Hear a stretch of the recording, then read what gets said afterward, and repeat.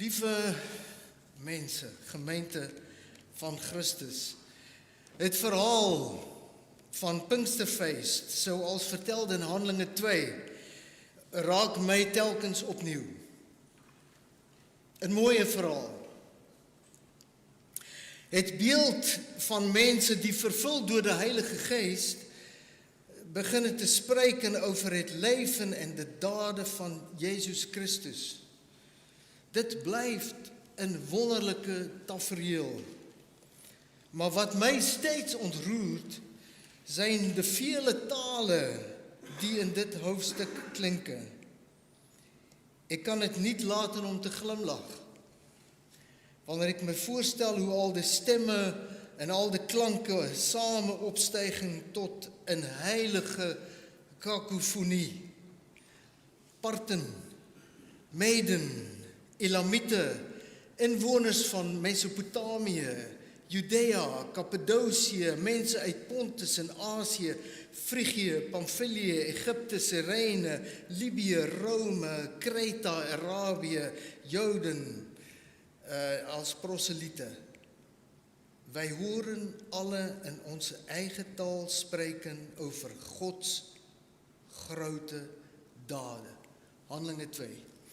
Nou ja, dan ben ik zo een beetje stout. Ik dacht, hoeveel talen hebben wij vandaag hier? Nou, Afrikaans, een poging tot Nederlands, Nederlands,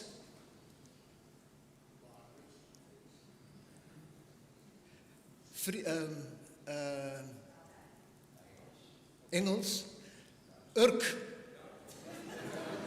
Is het Urkisch? En wat nog? Nou, als wij in onze talen zo spreken, hoe zou het klinkt? Dit vind ik altijd een prachtige verhaal. Maar lieve mensen, dit verhaal gaat echt niet over de wonder van de talen, maar over iets diepers. Het gaat namelijk over waarachtig getuige zijn van het leven van Jezus Christus en van het koninkrijk. Hoe getuigen wij dan? Dit is het vraag. Nou, voor hun was het makkelijk. Ik spreek over de verhalen van Jezus en de Kretanen horen het, de Urkers horen het, de Friese horen het, allemaal begrijpen het in hun eigen taal. Wonder. Maar het gaat niet over de taal, maar wat ze horen. De wonder van het koninkrijk, van een ander soort van wereld. En hoewel Pinksteren slechts het begin was, blijft de vraag die de kerk sindsdien het begeleidt hetzelfde. Of dezelfde. Hoe kunnen wij geloofwaardige getuigen zijn? Dit is het vraag. Hoe kan mijn leven dan een verhaal vertellen van de koninkrijk?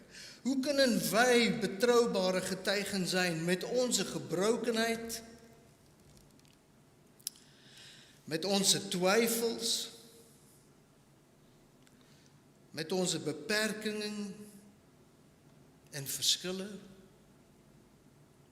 Hoe kunnen wij dan betrouwbare getuigen zijn? Niet van ons eigen ideeën, maar van iets anders.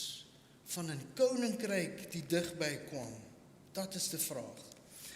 Nou, deze week herinnerde een vriend mij aan een oude legende. En die is verteld door George MacLeod, de stichter van de Iona Abbey, aan het westen van Schotland. En die legende gaat over Jezus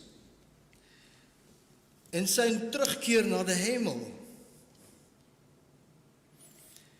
Op de dag van zijn hemelvaart, volgens dit verhaal, wordt Jezus bij binnenkomst begroet door de engel Gabriel.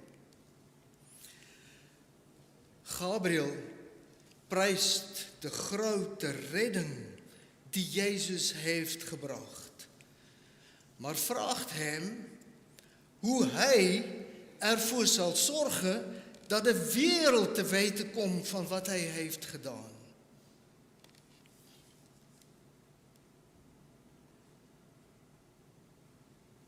Jesus antwoord eenvoudig: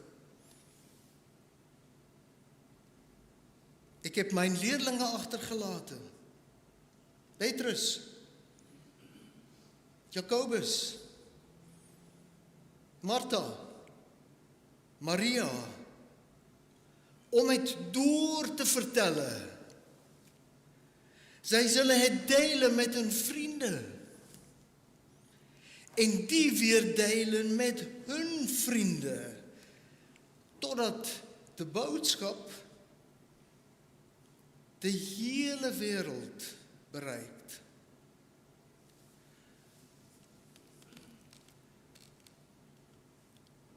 Gabriel fronst.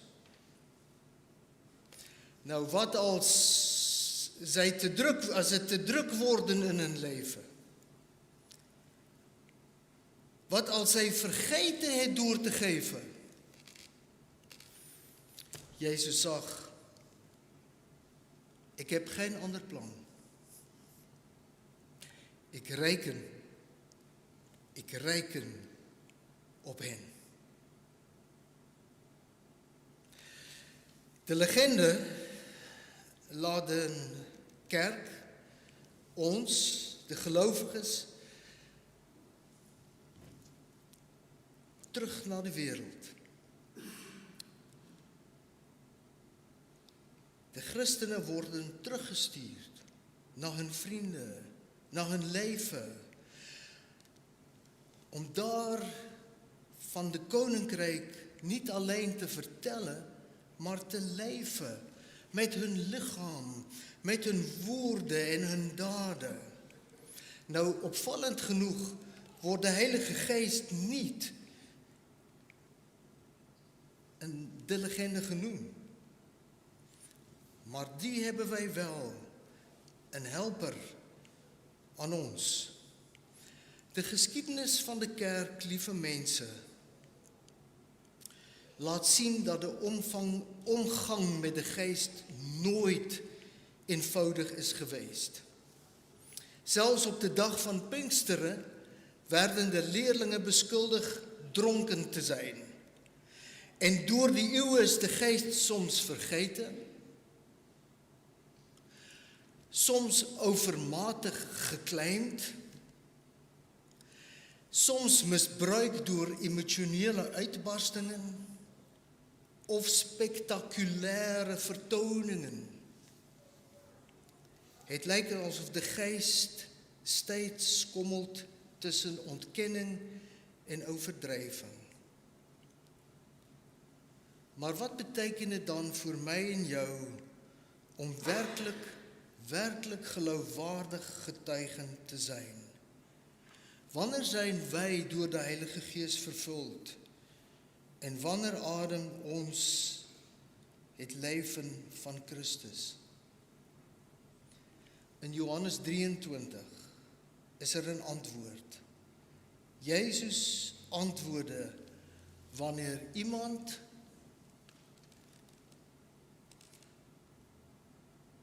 mij liefhet. Wanneer iemand mij lief heeft. Het gaat niet om iets anders.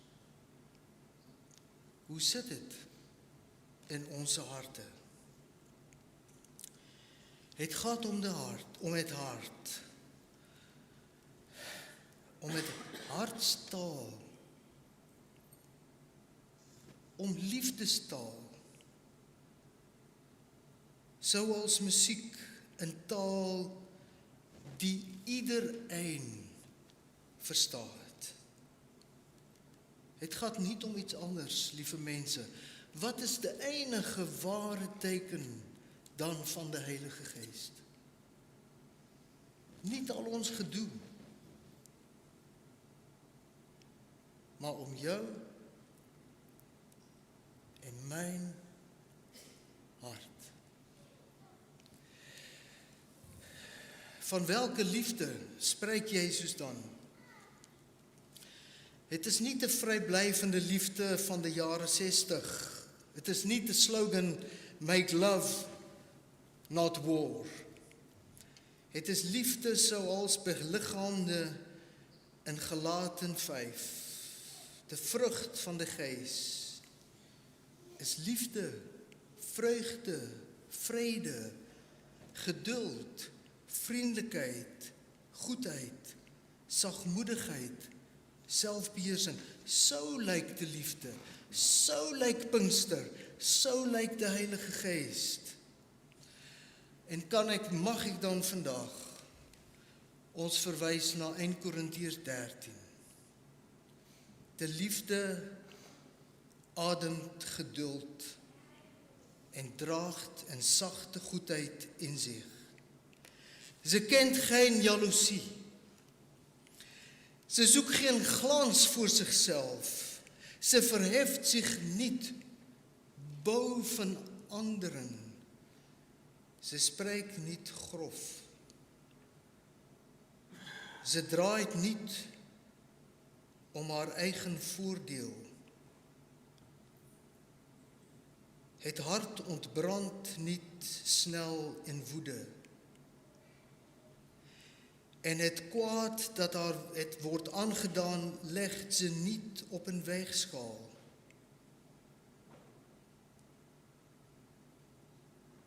Ze vindt geen vreugde in onrecht, maar straalt wanneer waarheid zichtbaar wordt. Ze draagt wat zwaar is.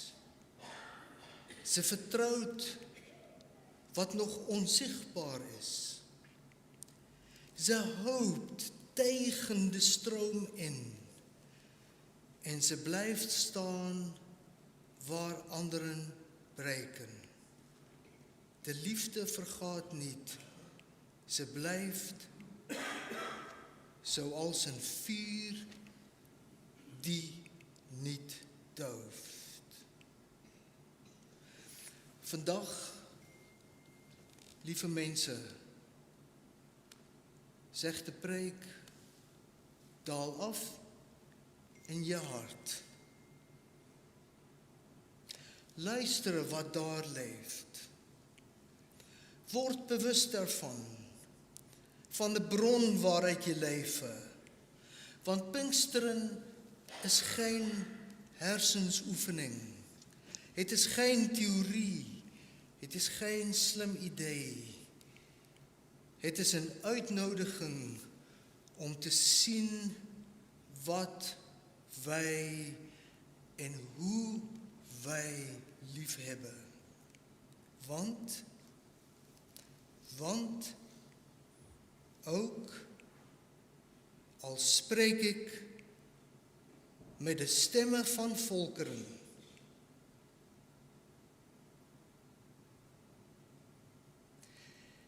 en met de taal van engelen, zonder liefde klinkt mijn stem als leeg metaal dat slaat in de wind. Ook al zie ik verder dan de horizon.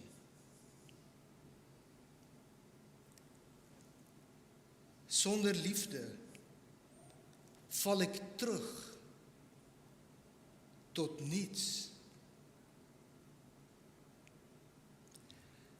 Ook al geef ik alles wat ik heb, zonder liefde blijft er geen winst, geen betekenis. En zo begint Pinksteren. Zo komt de Heilige Gees. Niet met een donderslag, niet met een groot gebaar. Pinkster begint zo met een kleine vlammetje die klopt in jouw hart. Dan is het Pinksteren. Amen.